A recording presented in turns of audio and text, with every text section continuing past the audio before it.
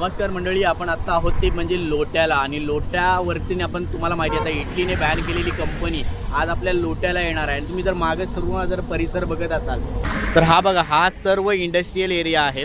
आणि अगदी तुम्ही खेडकडून येत असाल तर खेडकडून आल्यावर तुम्हाला जो घाट दिसतो त्या घाटाच्या वरनं तुम्ही चढलात की त्याच्यानंतरच तुम्हाला लोटे आल्याची जाणीव होईल. कारण तिकडच्या नंतरच तुम्हाला जो वास येईल त्या वासामुळे तुम्हाला म्हणजे एवढा वास येतो की तुम्हाला नाकाला रुमाल लावल्याशिवाय जमत नाही.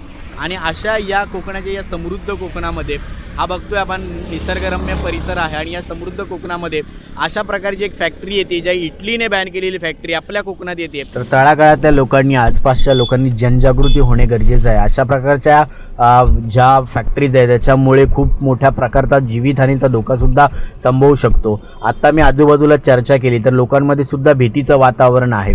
अगोदरच वेगवेगळ्या प्रकारचे वेगवेगळे आजार इथल्या आजूबाजूच्या परिसरातल्या लोकांना जडत आहेत. वेगवेगळ्या प्रकारचे वेगवेगळे प्रदूषण इथे होत आहेत. वायू प्रदूषण असू द्या किंवा जी नदी आहे, जी नदीच्या पात्रामध्ये देखील आपण बघतो की खूप वेळा न्यूज मागे येऊन गेल्या की मासे मृत्युमुखी पडलेले होते किंवा आपण बघतोय की नदी फेसाळलेली होती, तिला वेगवेगळ्या तवंग आला होता. अशा प्रकारच्या वेगवेगळ्या बातम्या नेहमी येत राहतात. पण याच्यावरती ॲक्शन म्हणून काय केलं जातं याचा सुद्धा विचार होणं गरजेचं आहे. इथल्या प्रत्येक नागरिकाने जागृत होणं गरजेचं आहे.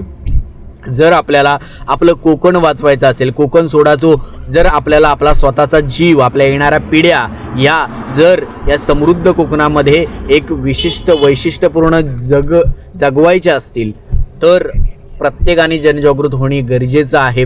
या अशा प्रकारच्या ज्या फॅक्टऱ्या ज्या बाहेरच्या देशात बॅन केलेल्या आहेत, ज्या आपल्या इथे येतात आणि या अशा प्रकारच्या फॅक्टरींमुळे जर मोठ्या प्रमाणात नुकसान, हानी होणार असेल तर त्याबद्दल प्रत्येकाने आवाज उठवणे गरजेचं आहे. आपला कोकण वाचला पाहिजे. कोकणातला प्रत्येक माणूस, प्रत्येक नागरिक, प्रत्येक कोकणकर वाचला पाहिजे. याच्याकडे प्रत्येकाने लक्ष दिलं पाहिजे.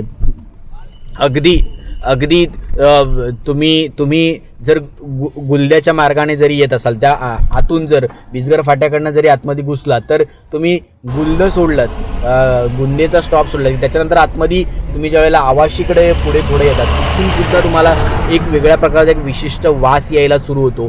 तो अगदी पुढपर्यंत, तो पीर लोट्यापर्यंत तुम्ही या प्रकारचा हा वास तुम्हाला अनुभवायला मिळतो.